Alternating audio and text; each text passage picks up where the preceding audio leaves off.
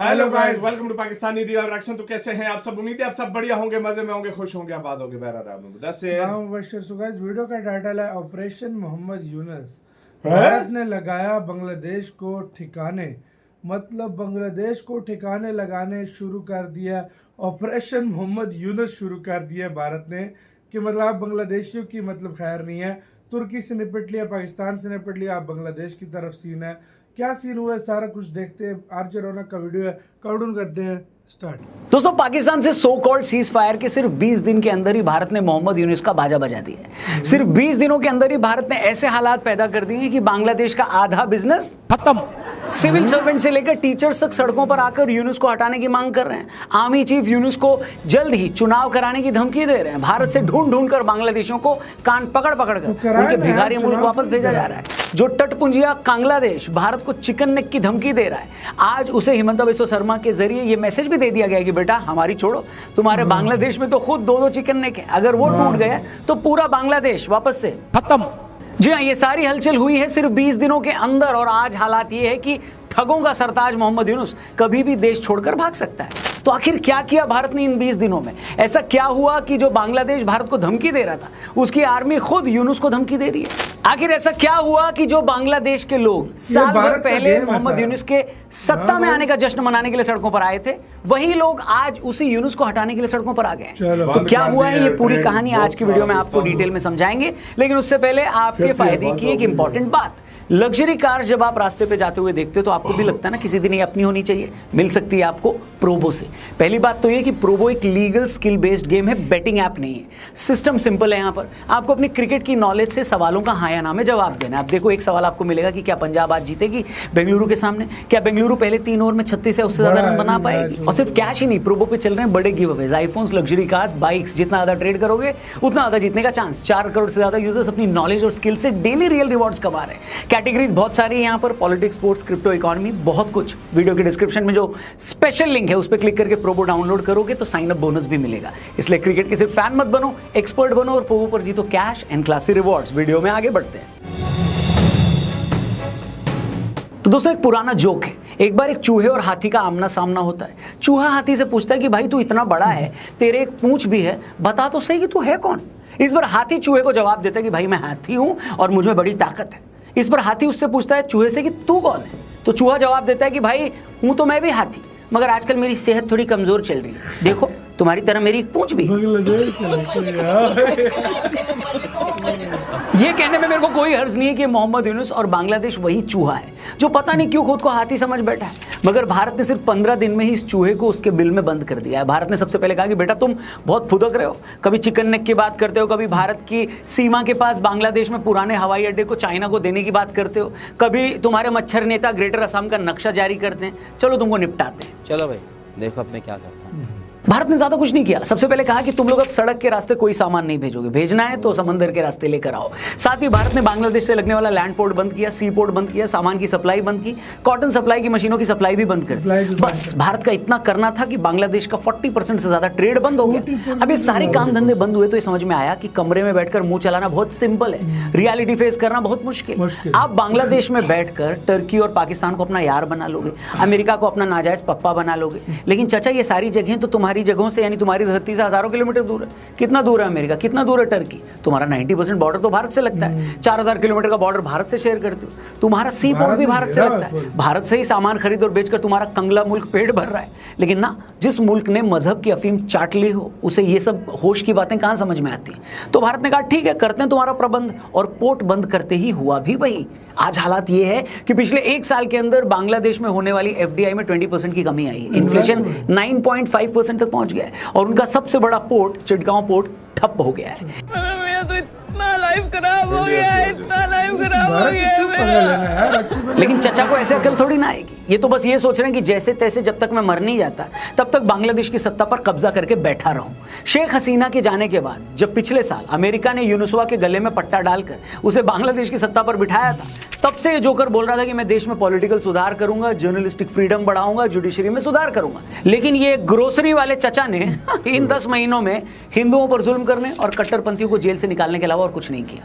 पहले प्रॉमिस किया था कि दिसंबर 2025 तक बांग्लादेश में इलेक्शन करा देंगे, मगर अब इलेक्शन कराने का नाम ही नहीं ले रहे हैं। बोल रहे हैं कि माहौल अभी सही नहीं है, नेक्स्ट ईयर जून 2026 में चुनाव कराऊंगा। बस ये बात सुनकर वहां की आर्मी भी बहुत गुस्सा हो गई। खालिदा जिया की बांग्लादेश नेशनलिस्ट पार्टी भी सड़कों पर आ गई। वो ये बोल रहे हैं कि ये सब क्या रायता है और ये चाहता क्या है, और जब मैं आपको बताऊंगा कि चचा चाहते क्या है, उनका प्लान क्या है, आप हैरान रह जाओगे। अरे बाप रे, ये तो धोती खोल रहा है। दोस्तों, आपको याद होगा कि पिछले साल जब शेख हसीना का तख्ता पलट किया गया तो उन्होंने कहा था कि अगर मैं अमेरिका को सेंट मार्टिन आइलैंड दे देती तो मेरी कुर्सी बच जाती।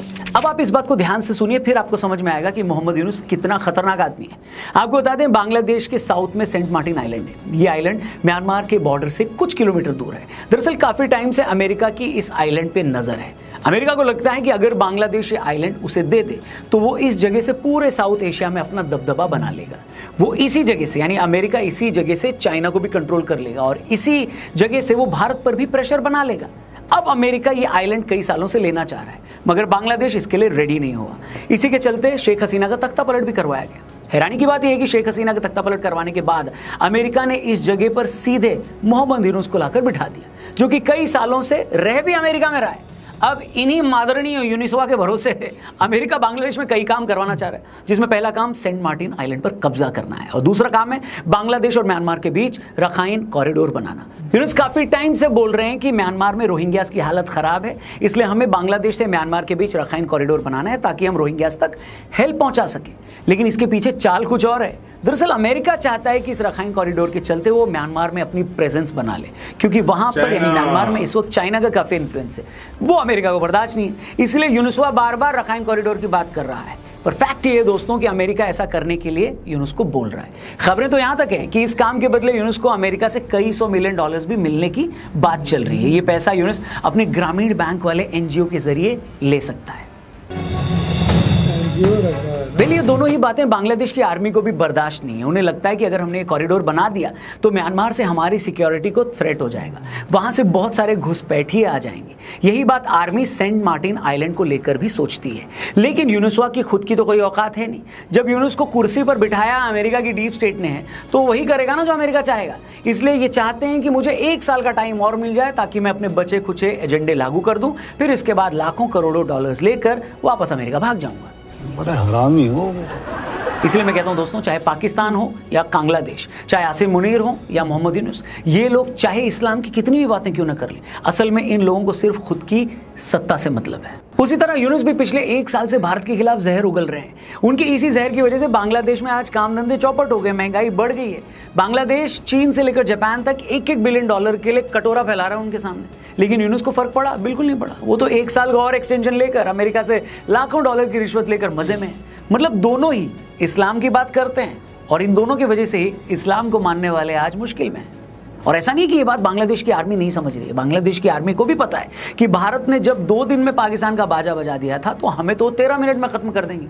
इसलिए ऐसा लगता है कि भारत सरकार ने बांग्लादेश के आर्मी चीफ को बिस्मिल का संदेश पहुंचा दिया है कि इस बुढ़ऊ को निपटाओ, ये खुद तो मरेगा, बांग्लादेश को ही मरवाएगा। तभी आप देखिए बांग्लादेश में मोहम्मद यूनुस पर कांस्टेंट प्रेशर बढ़ने लगा है।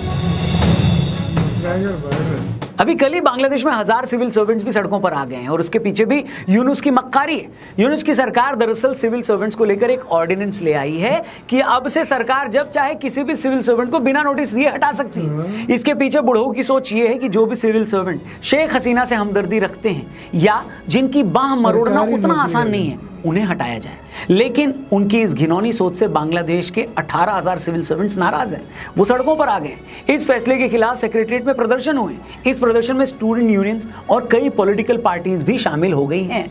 इसी वक्त बांग्लादेश में प्राइमरी टीचर्स का भी एक आंदोलन चल रहा है। ये लोग हाई स्कूल के टीचर्स के बराबर अपनी सैलरी को लेकर प्रदर्शन कर रहे हैं। कुल मिलाकर जिस तरह पिछले साल जून जुलाई में शेख हसीना के खिलाफ लोग सड़कों पर आ गए थे, आज वैसा ही गुस्सा मोहम्मद यूनुस को लेकर भी है।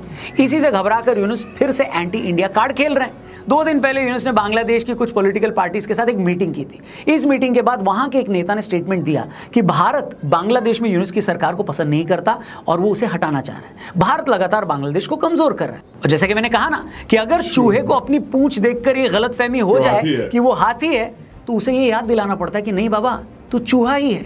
इधर पाकिस्तान से जब भारत की लड़ाई चल रही थी, देश में अलग अलग राज्यों में क्या हो रहा था, चुन चुनकर इन इलीगल चूहों यानी बांग्लादेशियों के पिछवाड़े लाल होने शुरू हो गए थे। इन मक्कारों का कान पकड़कर इनके भिखारी मुल्क वापस भेजा जाने लगा। दिल्ली के वसंत कुंज एरिया में पुलिस ने 12 अवैध बांग्लादेशी नागरिकों की पहचान करके उन्हें वापस बांग्लादेश भेज दिया है। इसी तरह असम के गुवाहाटी, गोलाघाट, धुबरी, बारपेटा और कछार जिलों से 150 लोगों को धक्के देकर बाहर निकाला गया।